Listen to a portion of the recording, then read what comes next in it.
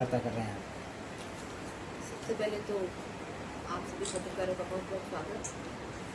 आज गोविंद सिंह जी डोटासरा हमारे प्रदेश अध्यक्ष, उनके निर्देशानुसार जो अभी 16 तारीख को बिल पेश हुआ महिला आरक्षण के लिए, उसके लिए प्रेस वार्ता रखी गई है। और इस प्रेस वार्ता में आज मेरे को यहाँ प्रभारी बना के भेजा है और मेरे साथ में विराजमान है प्रियंका जी, यहाँ से जिलाध्यक्ष और महिला जिलाध्यक्ष, और पीसीसी सदस्य निष्मा जी, जिला परिषद सदस्य, और यहाँ कांग्रेस पार्टी के जो पदाधिकारी बैठे हैं सब मौजूद हैं।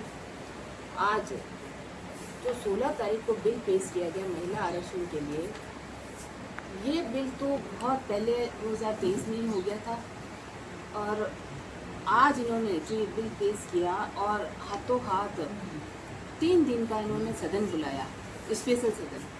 इसकी क्या ज़रूरत पड़ी कि आपने 3 दिन में सदन बुलाया और आपने ये बिल पेश किया। और इस बिल के साथ में आपने एक जोड़ी कि जनगणना होनी चाहिए और फिर परिसीमन महिला आरक्षण के लिए नगर पालिका में।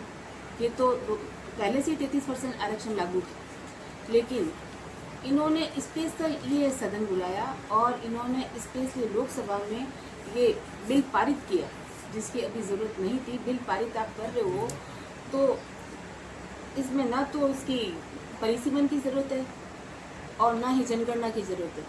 कांग्रेस पार्टी का ये मुख्य मुद्दा है कि आप जो ये बिल पेश करो 33% आरक्षण, और सिर्फ आप बिल पेश करो और महिलाओं को आप आरक्षण दो।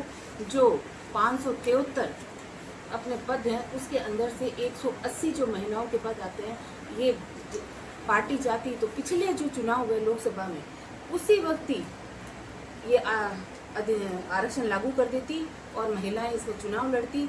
और ना तो इन्होंने SC/ST महिलाओं को कोई जगह दी, न OBC को दी।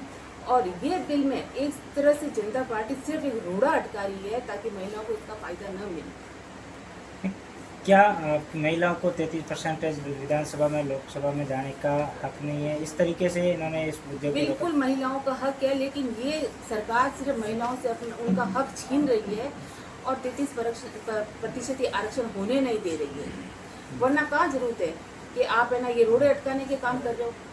ये रोड़ा ये एक तरह से, वरना क्या है, वरना आप चाहते तो कब का ये बिल पेश हो जाता और कब के है ना पिछले 2024 में जो चुनाव हुए उसी में महिलाएं चुनाव लड़ लेती।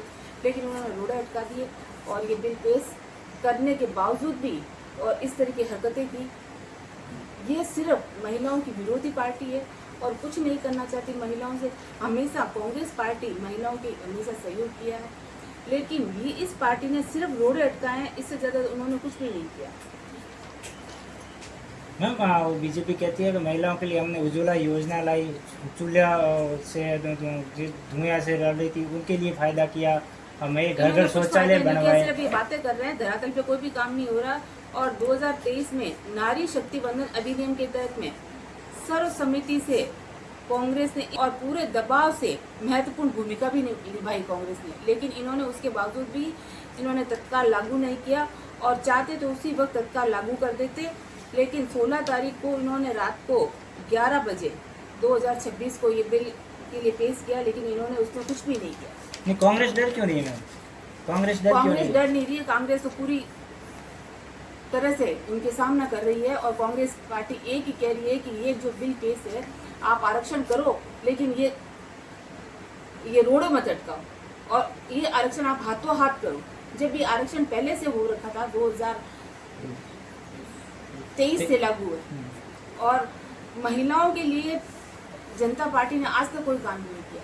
लेकिन 2010 में 10 साल पहले ही कांग्रेस पार्टी ने पार्टी की अध्यक्ष महिलाओं को बनाया, लेकिन इस जनता पार्टी ने अभी तक तो महिलाओं को भ्रमित करने वाला बिल था। क्या भ्रमित करने वाला बिल था देश की? ये तो भ्रमित कर रहे हैं। जब आप ये रोड़े अटका रहे हो तो ये भ्रमित कर रहे हो। आप कर क्या रहे हो? इसमें जनगणना की कहाँ आवश्यकता पड़ रही है? जब 2011 में जनगणना हुई थी उस वक्त कांग्रेस पार्टी ने ये जनगणना कराई।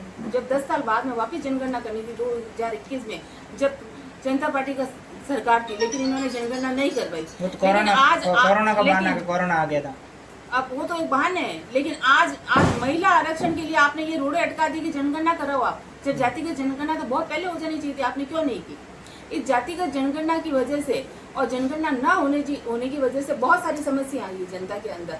और आज है ना, जो मेन धरातल के मुद्दे हैं ये भटकाने के लिए जनता पार्टी ये कर रही है।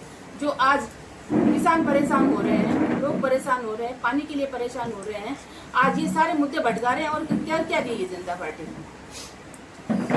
लेकिन आज